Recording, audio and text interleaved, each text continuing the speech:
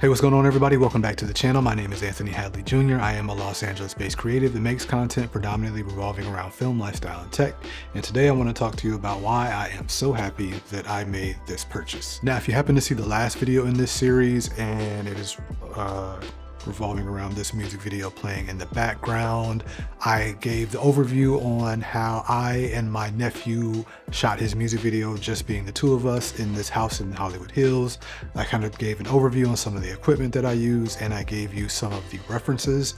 And then today I want to talk to you about a few of those specific shots and go over some of the breakdowns and how I actually use this light to light those shots. Now, I can't recall exactly how many references I gave you guys in the last video, but I know one thing I did key in on is how lucky we were to have so much natural lighting due to the big open windows in the location that we were using. So in this video, I'm just going to key in on 3 specific shots in which this light actually helped to improve and create the shot that we have, the last one being the most important one and my favorite one of them.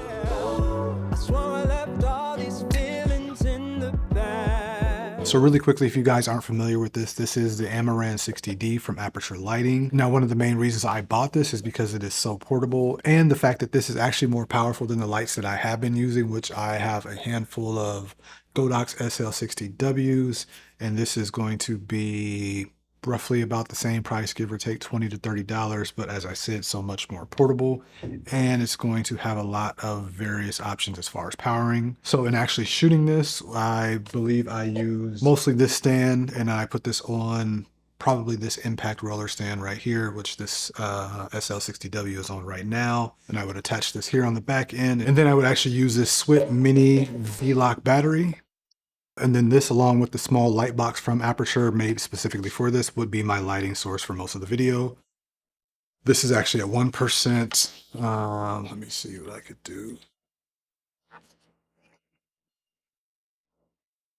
This is 60%, 80, 100.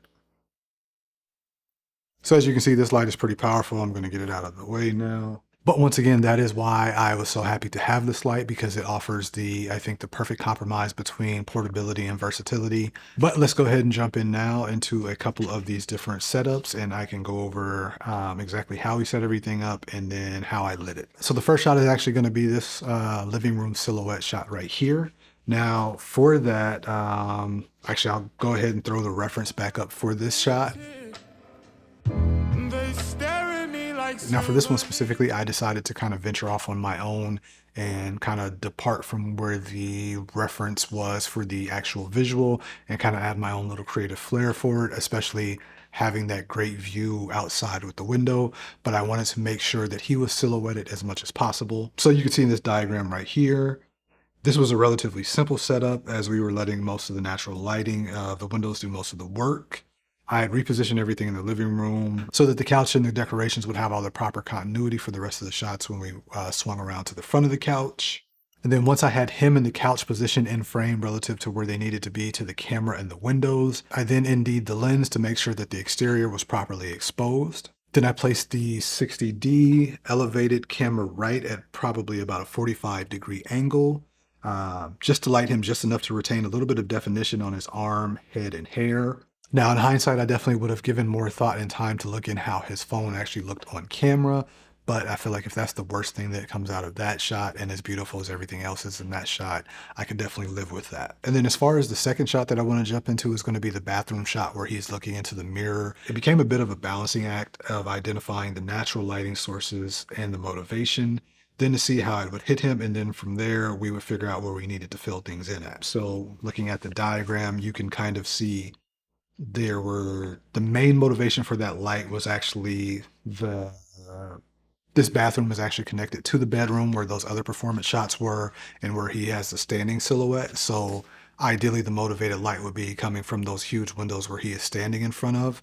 So what I did was place the AMARAN 60D elevated again, but just inside the door frame at a high angle, exactly where the light was coming from. And then once we got him positioned correctly in front of the mirror in respects to the camera, my goal was just to light him and use the mirror as a great reflector to key in on his face, but to limit the glare coming from the metal and the actual mirror that we were reflecting the light onto.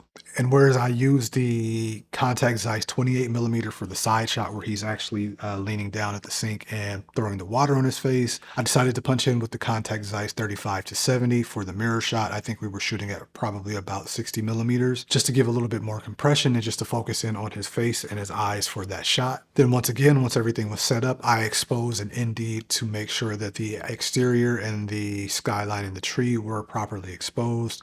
And then I adjusted the light to key him in and make sure that everything was balanced as well as it could be. Now, my personal favorite shot in the video is the one that was the riskiest.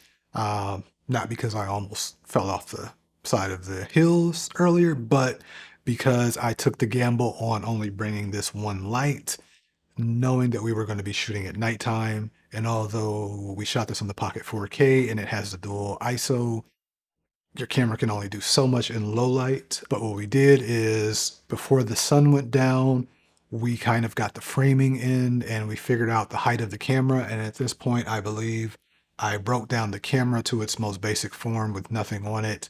And then I put it on a C-stand with a sandbag and then elevated the arm and then angled the camera down to get the proper angle. Then once again, this shot from this Brandy music video was the reference that he gave me. One of the reasons we picked this location was because it had the pool. I think we probably could have figured out a way to get the water to look a slightly different color.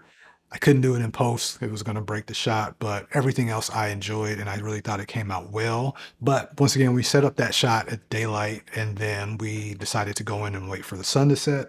I will say almost right on cue, as soon as the sun set, the wind kicked up, which added a little extra degree of difficulty to this. Also considering that this camera was on a C-stand elevated about 8 feet up on the side of a very steep hill in the Hollywood Hills at high gusts of wind. So at some point, I was actually standing under the camera and then just kind of holding on to the extended boom arm on the C-stand just to keep it as steady as possible. There definitely was a fair amount of camera shake once I got it into the edit, but luckily enough with one of the updates that Blackmagic Design released last year, allowing us to utilize the gyro data in the camera, I was able to smooth some of that out, and that is something that I will break down in yet another video. But back to the lighting setup, I did my best to position him within the shape of the pool so that the lights within the pool would kind of outline him just a bit.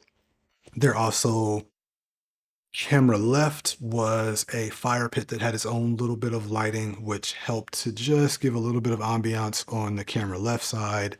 And I believe in this case, the 60D was elevated almost straight on, but maybe just slightly right of the camera.